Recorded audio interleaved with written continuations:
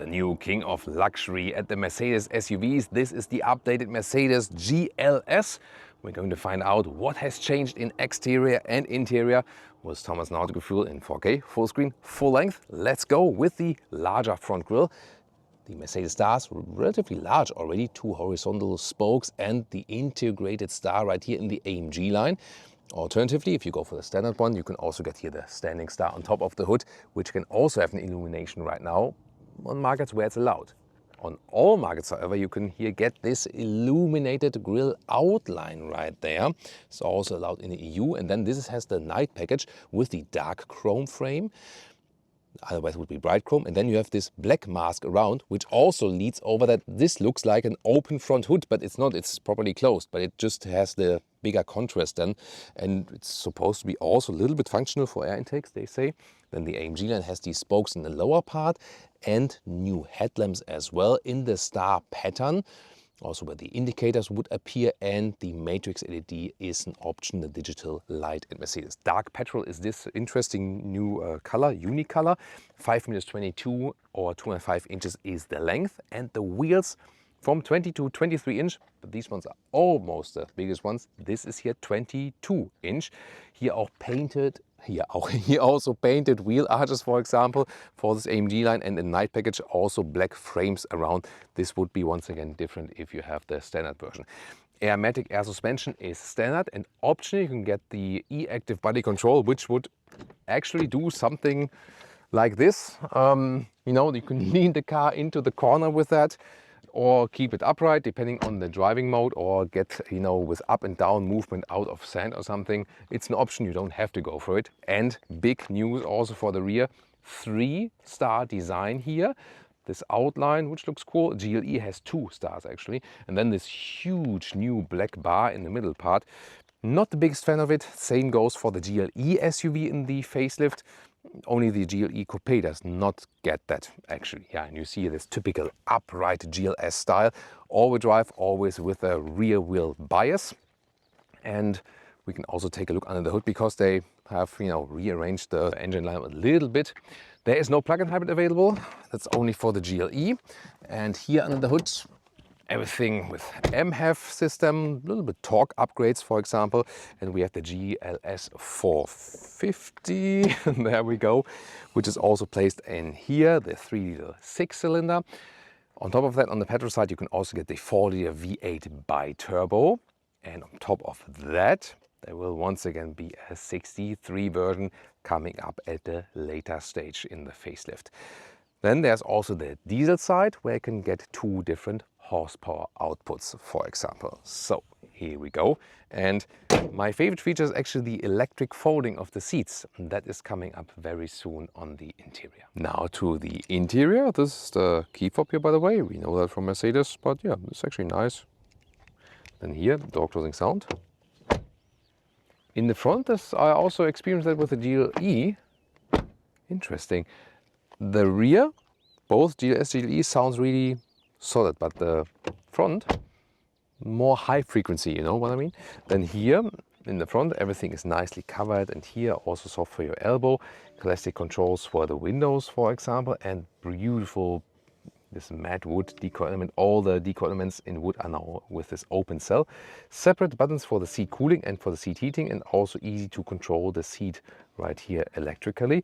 And beautiful Burmester sound system. They have an awesome sound, I can tell you.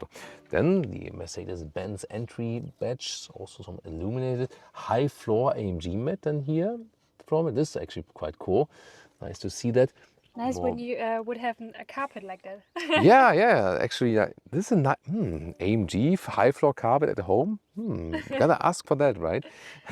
And then here with the AMG line, you also have the AMG steering wheel with the 2 spokes, otherwise 1 spoke, and return of the rockers and rollers on the steering wheel. Here they have this haptic interface, not only the capacitive thing on the lower part, also new air vent design here, for example, for the side, and soon more to all the screens and so on. Seats, you will also get different colors. In the North American market, you can get the Artico leatherette with perforation, also seat cooling. In Europe, they only offer the animal skin, sadly. And this, I asked them, like, are the seats already broken? And they said this is like a special pattern from furniture industry. I didn't know that. If you don't know that, you surely think that the whole seat is broken already. So I don't really get this trend. But I mean, maybe I'm not a furniture expert in that. I don't know. The base ergonomics of the seat is actually fine. And the steering wheel has here the electric control, up and down, in and out. And no, those position. No, not yet.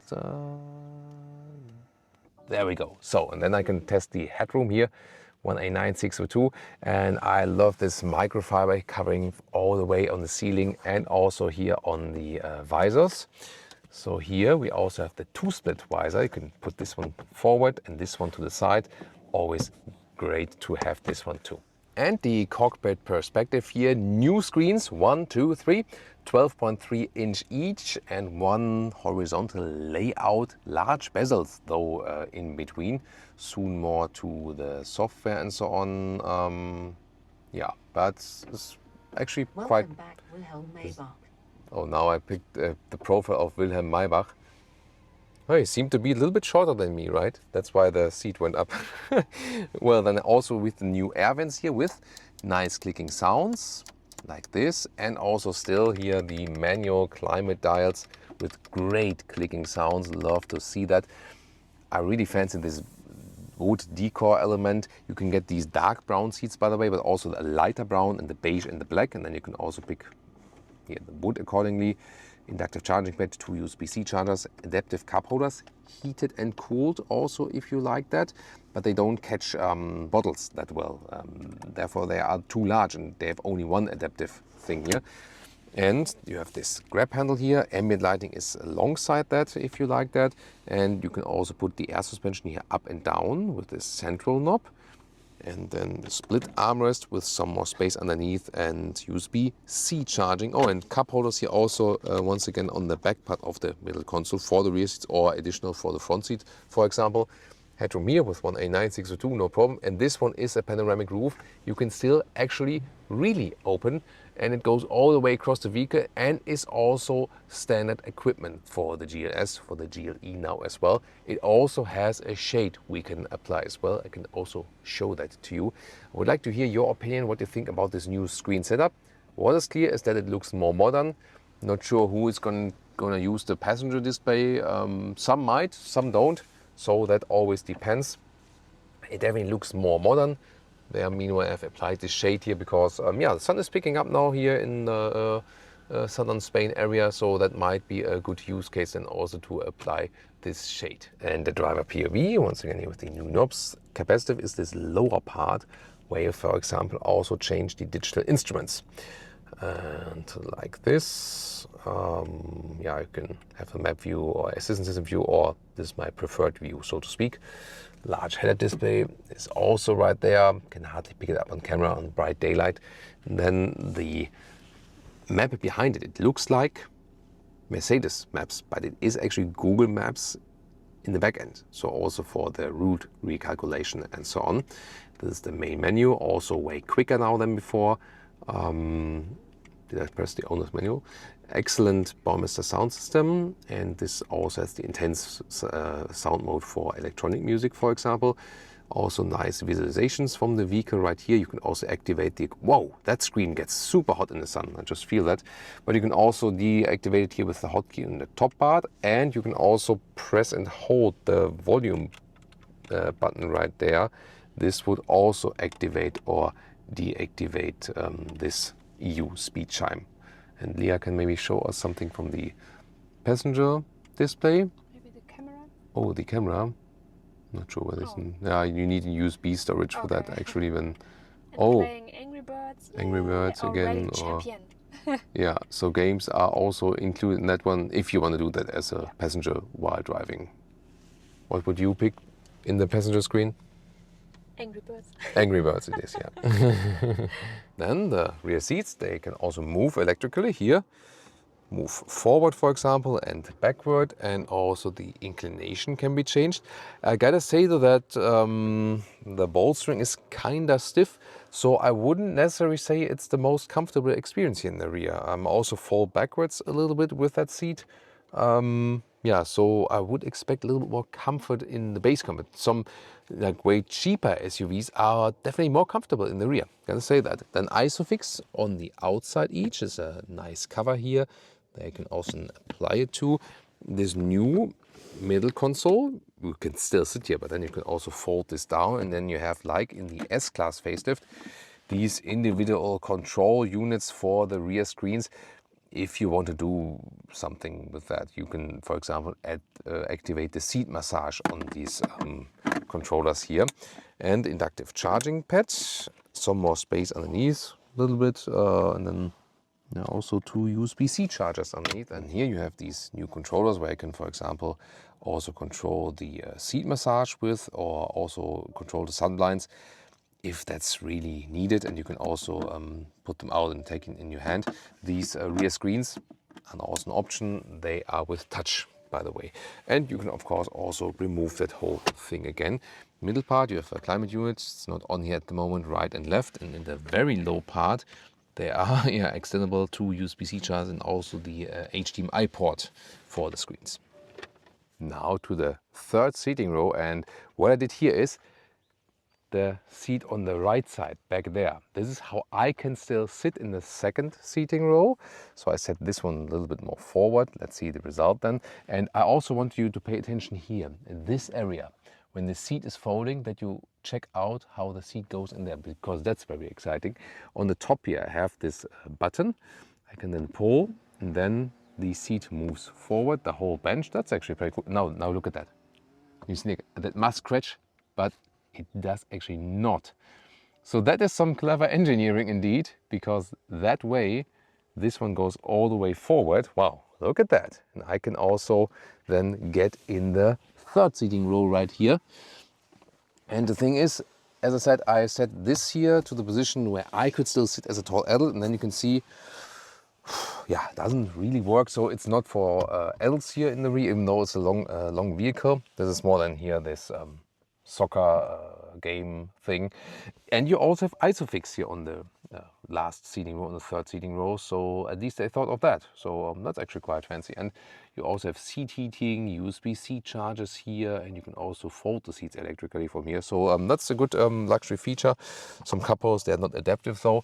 And headroom, actually, that does work. So headroom-wise, you could sit here as tall adult, but just from the legs doesn't work, even if I have moved this one here a little bit forward. Now to the trunk or the boot. Let's check it out with my favorite folding seat function. By the way, we just had a very cute visitor when we were filming our vertical format. Just a cutie dog, and maybe he wanted to check out the trunk as well here of the GLS. By the way, some chainsaw sounds in the background, doesn't belong to the car. Here, this one also still fits like this when the third row is up. And then you have a 1.20 m or 48 inches here in the first width. That's actually quite good, and still a length of about 22 inches and 55 centimeters underneath. You can also store this cover right there. You can also install it then here in this position.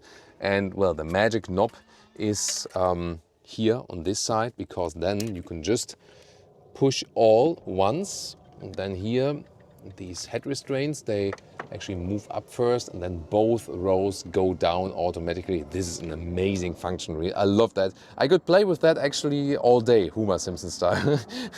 Then here, the length to the second row, this would be 47 inches, 1.20 m, and the total length, you can see the ruler disappears in this vehicle. So this is then here like 2.79 meters, and even a little bit more than that. So that's like, what is it, like 84 inches and 2.15 meters. So that's actually pretty cool. And of course, also significant height. This one here is still a space machine, so to speak. There we go. So here we are also at like 33 inches, 84 centimeters. So that's pretty cool. Underneath here again, you know, for the storage, for the cover, a little bit more space underneath there theoretically. And now can also individually move them back again, for example, like this. So I can just put this seat up, or then, yeah, maybe also one of the seats from the rear row. So whatever you like, you can do that individually, or you can then also just pull all and then everything goes up again. Yeah, it's always very spectacular to see here. I love that. Sometimes we have to pull it then maybe one more time that everything goes into the original position, but couldn't be easier. Pricing at least 110,000 euros is the so far price. The new price will be rather a little bit above that for the European pricing mark. And it is very expensive, yes, but the GLE is already very expensive. And here, of course, you get somewhat more car, if you can fit that around, you know, in the parking garage and so on. Sadly, no rear axle steering, neither for the GLE nor for the GLS. That would be a very good thing, especially for the European markets, for example. And the other special thing is also that if you go for the 6-seater, in comparison to the X7, here you can fold the seats, but in the X7, the captain seats are, let's say, a little bit more luxurious, larger, but then they can't fold that well. And if you're interested in that, you can also check out the BMW X7 review as a contrast, or if you're also interested in the GLE update right now.